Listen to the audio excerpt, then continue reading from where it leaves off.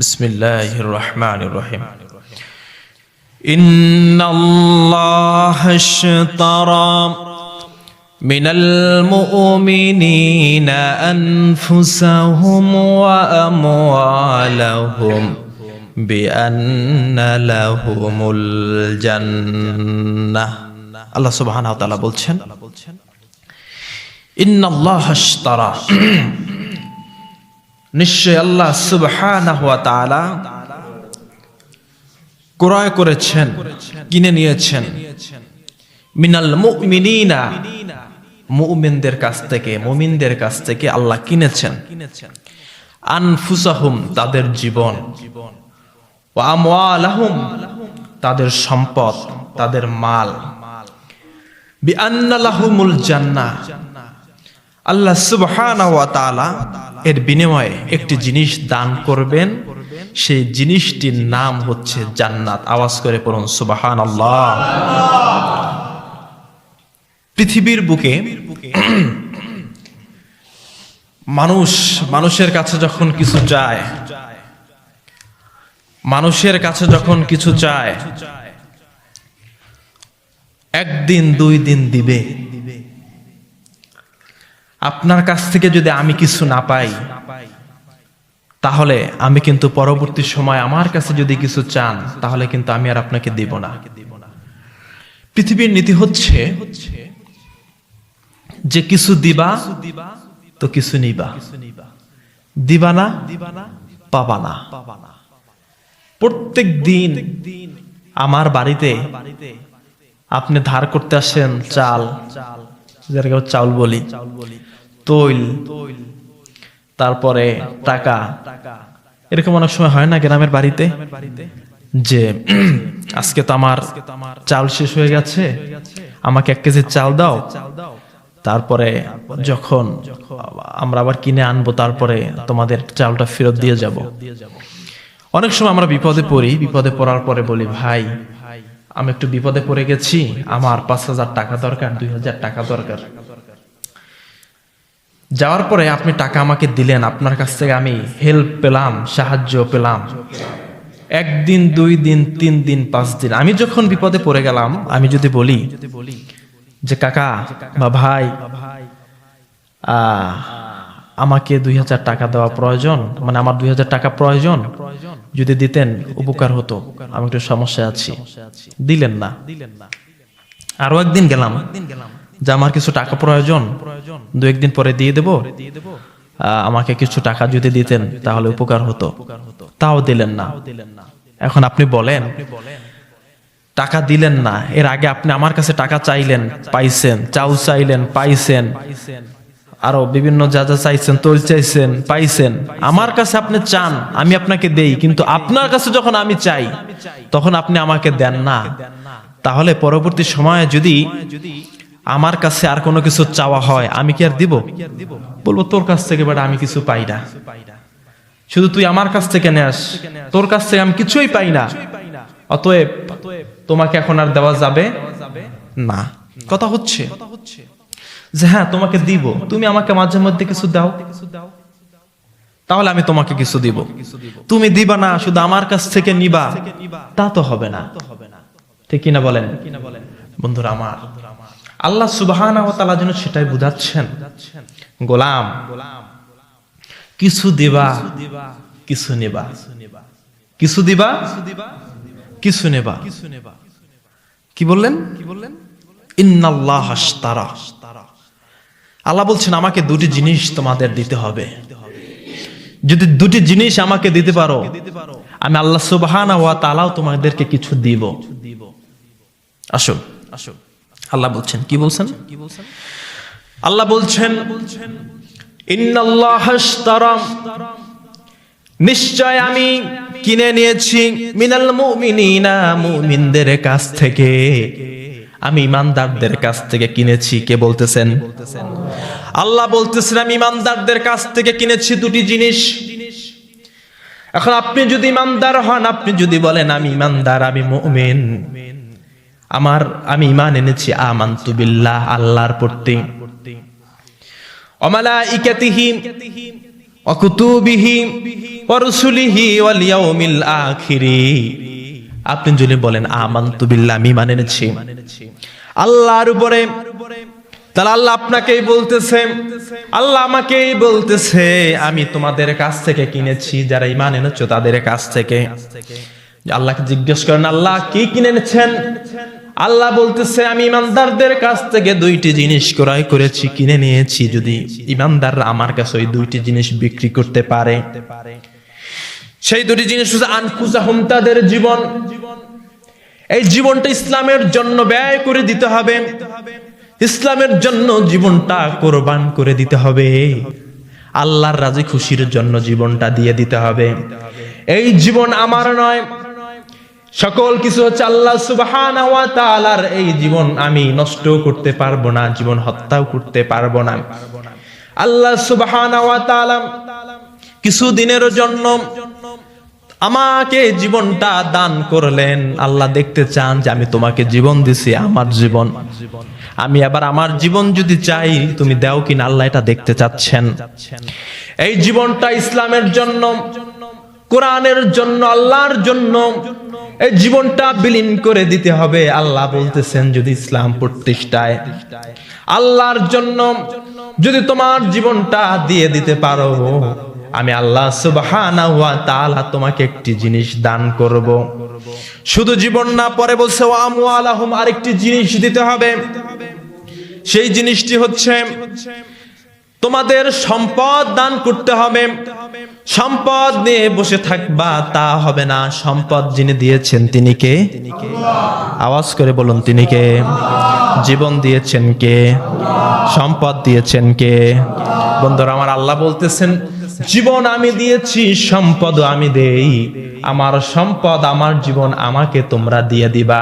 এখন যারা ঈমানদার তারাই দিবে, কিন্তু যারা ঈমানের দাবি করে কিন্তু প্রকৃত ঈমানদার না, তাদের জীবনটা আল্লাহর জন্য তারা চাইলেও দিতে পারবে না। ঠিক কিনা বলেন? আমাদের জীবন কার জন্য? মৃত্যুটা কার জন্য? মুমিনরা ভয় করে না, পরোয়া করে না, এই জীবন দিতে জানে, জীবন রাখতে মুমিনরা জানে না।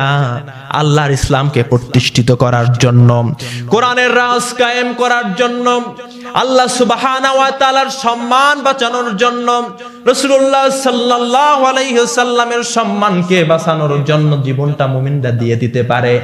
আল্লাহ বললেন তোমরা এই ঘোষণা দিয়ে দাও যে তোমরা মনে করতে পারো জীবনটা তোমার, এই মৃত্যুটা তোমার, হায়াতটা তোমার। আল্লাহ বলতেছেন না, বারবার আয়াতগুলো আমি বলে আবারও শুনেন। আল্লাহ বলছেন ইন্না সলাতি ওয়া নুসুকি ওয়া মাহইয়ায়া ওয়া মামাতি লিল্লাহি রাব্বিল আলামিন। একটি আওয়াজও চুপ থাকবে না, চিৎকার দিয়ে পড়ুন আল্লাহু আকবার। আল্লাহ বলতেছে ইন্না সলাতি, বলে দাও আমার নামাজ, অনুসুকি আমার কুরবানি। কুরবানি শুধু কোরবানির ঈদ আসলে, ঈদুল আযহা আসলে গরু জবাই দেওয়ার নামে কোরবানি না। আপনার সময়টা কতটুকু আল্লাহর পথে কোরবান করেছেন, সম্পদ কতটুকু আল্লাহর পথে কোরবান করেছেন।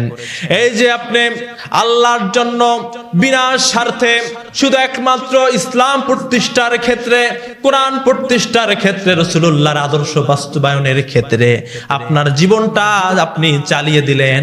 এই যে সময়গুলো আপনি কোরবান করে দিলেন, কোরবানি করে দিলেন। আপনার একটি সন্তান রয়েছে, একটি ছেলে রয়েছে, একটি মেয়ে রয়েছে, আপনি যদি ইসলামের পথে কোরবান করে দিতে পারেন, যে সন্তান চলে যাও, ইসলাম শেখো, কোরআন শেখো, রাসূলুল্লাহর আদর্শ শেখো, সুন্নাহ শেখো। এই যে আপনার সন্তান আপনার কাছে থাকতো, কিন্তু আপনি ভালোবাসাকে ত্যাগ করে কোরবান করে ইসলামকে শিখার জন্য একটা প্রতিষ্ঠানে দিয়ে দিলেন, একটা মাদ্রাসায় ভর্তি করিয়ে দিলেন, একটা ইসলামী কোনো প্রতিষ্ঠানে ভর্তি করিয়ে দিলেন। এটা হচ্ছে আপনার একটা কোরবানি। জীবনে আপনার সন্তান আপনার সাথে থাকবে, ছোট বাচ্চা, কিন্তু না, আপনি ইসলামের জন্য, কোরআনের জন্য, আল্লাহর জন্য, ইসলাম শিক্ষার জন্য আপনি যে দিয়ে দিলেন, এটা হচ্ছে আপনার কোরবানি। বন্ধুরা আমার, আল্লাহ সেটাই বললেন যে বলো আমার কোরবানি ওয়া মাহইয়ায়া। এখানে আল্লাহ সুবহানাহু ওয়া তাআলা বললেন যে আমার জীবন, যতদিন বেঁচে থাকবা তাগুদের গোলামি করতে পারবা না, ইসলাম বিরোধী শক্তির তাবেদারি করতে পারবা না, যারা ইসলামের বিরুদ্ধে কথা বলেন তাদের কাছে গিয়ে উলু উলু করতে পারবা না, আল্লাহ সুবহানাহু ওয়া তাআলা বলছেন তোমার জীবনটা দান করে দিছি, এটা হচ্ছে আমি আল্লাহ সুবহানাহু ওয়া তাআলার দেওয়া। এই জীবন একমাত্র আমার রাস্তায় তোমরা পরিচালিত করবে। ওয়া মাহইয়ায়া ওয়া মামাতি, আর তোমাদের মৃত্যুটা হয়ে যাবে ইসলামের জন্য লড়তে গিয়ে মৃত্যু হয়ে যাবে, কোরআনের জন্য মরতে গিয়ে মৃত্যু হয়ে যাবে, ইসলাম বিরোধী শক্তির সাথে ইসলাম প্রতিষ্ঠিত করতে গিয়ে তোমার মৃত্যুটা হয়ে যাবে। এই মৃত্যুটা কোনো মানুষের জন্য হতে পারবে না, এই মৃত্যুটা কোনো নেতার জন্য হতে পারবে না, এই মৃত্যুটা কোনো নেত্রীর জন্য হতে পারবে না, কোনো খাজা বাবার জন্য হতে পারবে না, কোনো আলেমের নামে হতে পারবে না, কোনো মাওলানার নামে হতে পারবে না, কারোর জন্য তোমার মৃত্যু হবে না। একমাত্র যার জন্য তোমার মৃত্যু হয়ে যাবে তিনি কে? বন্ধুরা আমার, আল্লাহ সুবহানাহু ওয়া তাআলা বলতেছেন এই যে তোমার জীবনটা তুমি বিলীন করে দিলে আল্লাহর জন্য, কিন্তু আজকে তো দেখা যায় আল্লাহর জন্য জীবন বাদ দিয়ে একটি মানুষের জন্য জীবন দিয়ে দেয়, আছে না নাই? বন্ধুরা আমার, মানুষ যদি আল্লাহর জন্য জীবনটা দিয়ে দিত, আল্লাহ সুবহানাহু ওয়া তাআলার ঘোষণা হচ্ছে আনফুসাহুম, তোমার জীবনটা আমার জন্য দিয়ে দাও, তাহলে মানুষটা বিনিময়ে পেত বিয়ান্না লাহুমুল জান্নাহ। কিন্তু এই মানুষটা দেখা যায় একজন নেতার জন্য জীবনটা দিয়ে দিতে পারে, কিন্তু ইসলামের জন্য জীবন দিতে মোটেও প্রস্তুত না, ঠিক কিনা বলেন? আপনি আর আমি এই জীবন দেওয়ার কথা বললে মুখটা অন্ধকার হয়ে যায়, মনে করি যে ইসলামটা প্রতিষ্ঠিত হয়েছে শুধু তাসবিহ গুনে, শুধু নামাজ পড়ে, বড় বড় পাগড়ি পরে, পাও পর্যন্ত জুব্বা পরে ইসলামটা প্রতিষ্ঠিত হয়ে গেছে। জীবন দেওয়ার কথা বললেই এক শ্রেণীর মানুষ আছে যাদের মাথার ভিতরে চক্কর ঘোরে, এই মনে করে হুজুর মনে হয় জিহাদের কথা বলতেছে। জিহাদ করা সুন্নাত নাকি নফল? কথা কয় না, সুন্নাত নাকি নফল? জিহাদ করা ফরজ। জিহাদ করা কি? জিহাদ করা কি?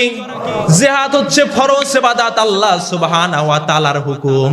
আল্লাহর নবী বলতেছেন জিহাদটা শুধু রাসূলুল্লাহর জিন্দেগি, রাসূলুল্লাহর জীবন পর্যন্তই থাকবে। না না না, রাসূলুল্লাহ বলছেন কিয়ামত পর্যন্ত এই দিনকে প্রতিষ্ঠিত করার জন্য, দিনকে চালিয়ে রাখার জন্য জিহাদ চলতে থাকবে। সুবহানাল্লাহ বলেন। তাহলে জিহাদের কথা বললে তোমার কলজা পড়ে কেন? জিহাদ তো কোরআনের একটি পরিভাষা। জিহাদ তো জঙ্গিবাদকে সমর্থন করে না, বরং জঙ্গিবাদকে উৎখাত করার জন্য একটি জিহাদ প্রয়োজন, ঠিক কিনা বলেন? বন্ধুরা আমার, তাহলে এই জীবনে ইসলামটা শুধু তাসবিহ গুনে আসে নাই, এই জীবনটা শুধু টুপি মাথায় দিয়ে আসে নাই, জুব্বা পরে আসে নাই। সাহাবীদের জীবনে খুলুন, আপনি কোরআনুল কারীমের ভিতরে 25 জন নবীর নাম এসেছে, প্রত্যেকজন নবীর জীবনে আপনি কিছু কিছু পড়ার চেষ্টা করুন। যদি সুযোগ হয় তাফসীর আছে, তাফসীরটা দেখুন, আপনি দেখবেন প্রত্যেক নবীর জীবনী হচ্ছে রক্তাক্ত জীবনী। কোন নবী সুফিবাদ প্রতিষ্ঠিত করার জন্য আসে নাই, বরং আল্লাহর জমিনে আল্লাহর ইসলামকে প্রতিষ্ঠিত করতে এসেছে। কোন নবী এসে বলে নাই আমার ইবাদত করো, আমার বন্দেগী করো, আমার তাসবিহ করো, আমার তাহলিল করো, বরং প্রত্যেক নবী জমিনে এসে বলেছে লা ইলাহা ইল্লাল্লাহ। তারা বলে নাই আমার ইবাদত করো, আমার বন্দেগী করো, আমার দাসত্ব করো। তারা বলেছে লা ইলাহা ইল্লাল্লাহ, আল্লাহ ছাড়া কোনো উপাস্য নাই, আল্লাহ ছাড়া কোনো মাবুদ নাই। যদি ইবাদত করতে হয় একমাত্র যার ইবাদত করবা তিনি কে? সকল নবী আসেন আল্লাহকে চিনানোর জন্য, কিন্তু আজ আমরা কিছু মানুষ ব্যস্ত হয়ে গেছি নিজেদের চিনানোর জন্য, ঠিক কিনা বলেন? বন্ধুরা আমার, এই জীবনটা ইসলামের জন্য সাহাবায়ে কেরাম কুরবান করে দিলেন, নবীরা জীবনটা কুরবান করে দিলেন। আপনি তাকান বড় বড় নবীদের দিকে, প্রত্যেক নবীর ইতিহাস হচ্ছে রক্তাক্ত ইতিহাস। আপনি পরে আসেন বিশ্ব নবীর কাছে আসেন, বিশ্ব নবীর দিকে তাকান, বিশ্ব নবী কিন্তু তাসবিহ গুনে গুনে ইসলাম কায়েম করে নাই, প্রতিষ্ঠিত করে নাই, বরং নবীজি যখন ইসলামের দাওয়াত দিতে গেলেন কাফের মুশরিকরা রাসূলুল্লাহর বিরুদ্ধে লেগে গেল। তায়েফের ময়দানে রাসূলুল্লাহর দান মোবারক শহীদ করে দিল।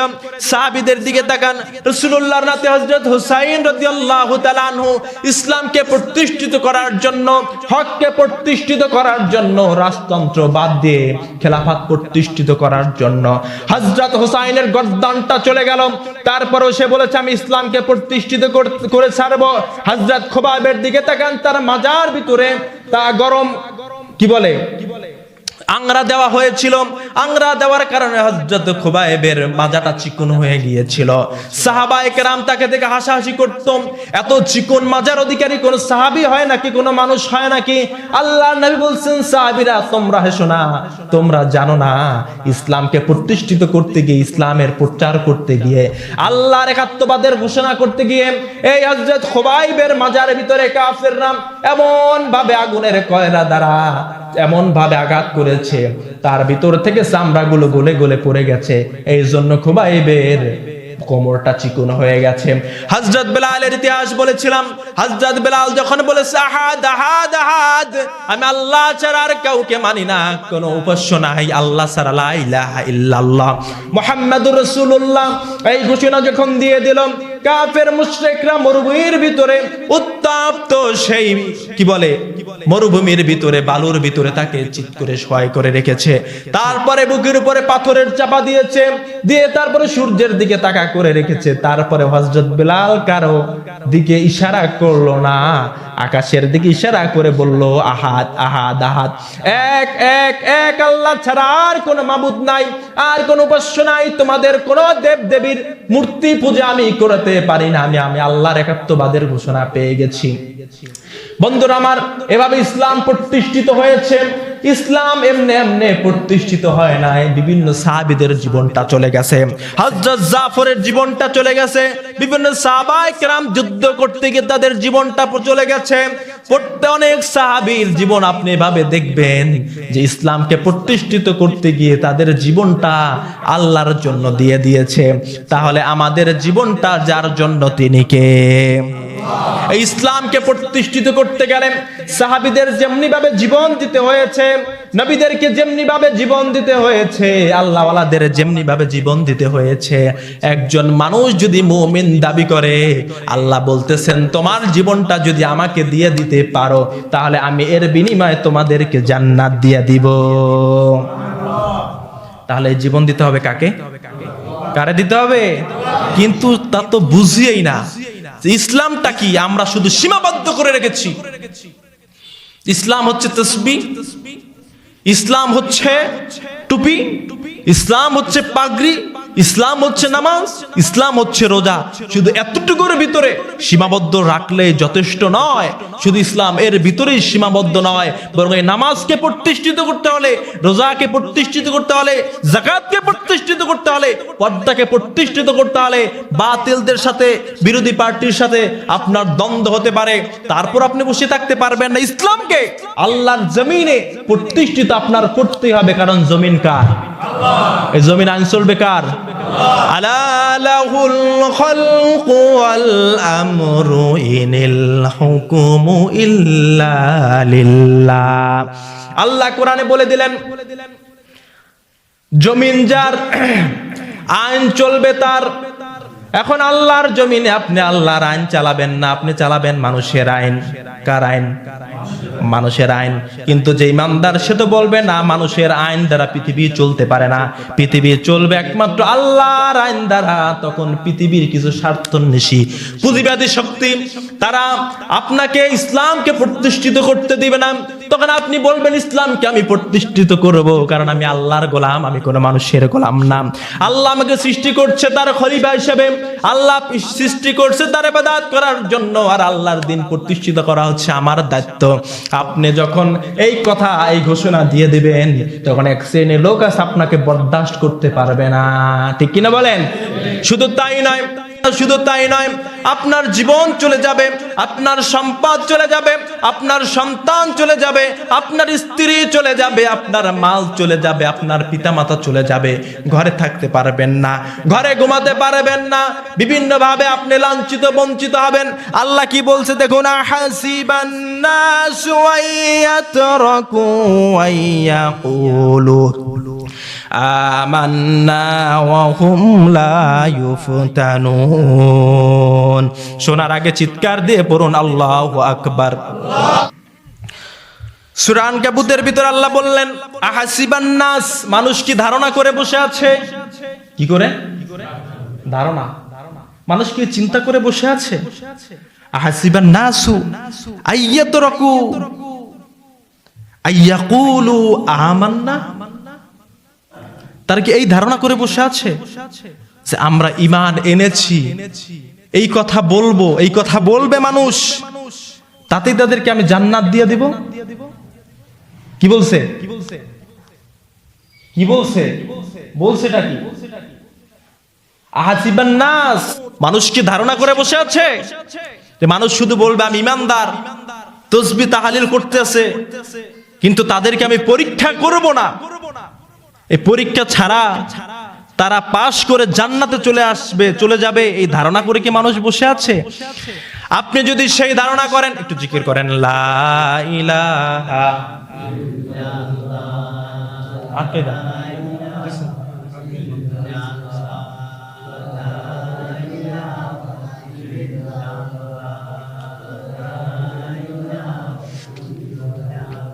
বন্ধুরা আমার, দেখুন সাহাবায়ে কেরামের ইতিহাস, সাহাবেদের ইতিহাস বই কিনবেন, তারপরে কিছু পড়ালেখা করবেন, তারপরে দেখবেন তাদের ইতিহাসটা কি। সাহাবায়ে কেরাম তার ইসলামকে প্রতিষ্ঠিত করার জন্য জেল খাটলেন, এই ইতিহাস নাই? আছে। রাসূলুল্লাহ নিজে তো 3 বছর জেল খাটছে কিনা? সিরাত ইবনে হিশাম, সিরাতে মুস্তাফা আর রাহিকুল মাকতুম, এই গ্রন্থগুলো পড়বেন, রাসূলুল্লাহর জীবনী A to Z পেয়ে যাবেন। বন্ধুরা আমার, ইসলামকে প্রতিষ্ঠিত করার জন্য নবীজি জেল খেটেছেন, সাহাবায়ে কেরাম জেল খেটেছেন, সাহাবায়ে কেরাম কষ্ট করেছেন, সেই কষ্টের বিনিময়ে আল্লাহ সুবহানাহু ওয়া তাআলা তাদেরকে এই পরীক্ষার পরে জান্নাত দান করছেন। আর তুমি আর আমি সমেদ আলী জান্নাত ক্রয় করব খালি তাসবিহ আর পাগড়ি পরে। কিয়ামতের ময়দানে সাহাবীরা যদি বলে আল্লাহ আমরা ইসলামটা প্রতিষ্ঠিত করতে গিয়ে জীবনটা পর্যন্ত দিয়ে দিলাম, এর বিনিময়ে এরপরে আমাদেরকে জান্নাত দিলেন, আর আপনার শেষ জামানায় একেবারে কিয়ামতের আগে আগে কিছু উম্মত এসেছিল, তাসবিহ পড়ছে, তাহলিল পড়ছে, জুব্বা পরে ঘুরছে আর পাগড়ি একটা পড়ছে, এর বিনিময়ে জান্নাত দিয়ে দিলেন। সাহাবায়ে কেরাম জীবনটা দিয়ে জান্নাত ক্রয় করলেন, আর আপনি আর আমি শুধু ওই তাসবিহ নামাজ রোজা দিয়ে জান্নাতে চলে যাব? সেটাই আল্লাহ বলছেন, ইন্নাল্লাহা আশতারা মিনাল মুমিনিনা আনফুসাহুম ওয়া আমওয়ালাহুম বিআন্না লাহুমুল জান্নাহ। যদি মুমিন হও আমার কাছে বিক্রি করতে হবে আনফুসাহুম, তোমার জীবন, ওয়া আমওয়ালাহুম, তোমার সম্পদ আমার রাস্তায় দান করে দেবা, ইসলাম প্রতিষ্ঠিত করার কাজে ব্যয় করে দিবা। একদিক থেকে ইনকাম করবা, অন্য দিক থেকে ইসলাম প্রতিষ্ঠার কাজে তোমার সম্পদগুলো তুমি বিলীন করে দিবা। আল্লাহ বলছেন যদি এটা করতে পারো, আমাকে যদি কিছু দাও আমি তোমাদেরকে কিছু দিব। আমাকে কিছু দিবা না, শুধু আমার কাছ থেকে আশা করতেছো জান্নাত নেবা, এইটা নেবা, সেইটা নেবা, অক্সিজেন নেবা, শুধু আমার কাছ থেকে আশা করতেছো। আল্লাহ বলতেছেন না, যদি জীবন আর সম্পদ আমাকে দিতে পারো বিআন্না লাহুমুল জান্নাহ, তাহলে আমি আল্লাহ সুবহানাহু ওয়া তাআলা তোমাদেরকে এর বিনিময়ে জান্নাত দিয়ে দেব। বলেন না সুবহানাল্লাহ। আল্লাহ সুবহানাহু ওয়া তাআলা আমাদেরকে আমাদের জীবনটা ইসলামের জন্য কোরবান করার তৌফিকটুকু দান করেন, বলেন আমিন। আমি পরবর্তীতে ইনশাআল্লাহ ও আমওয়ালাহুম, যে সম্পদ ব্যয়ের ব্যাপারে আগামী জুমাতে ইনশাআল্লাহ কথা বলবো। হাদা মা ইলমু মিনাল্লাহ।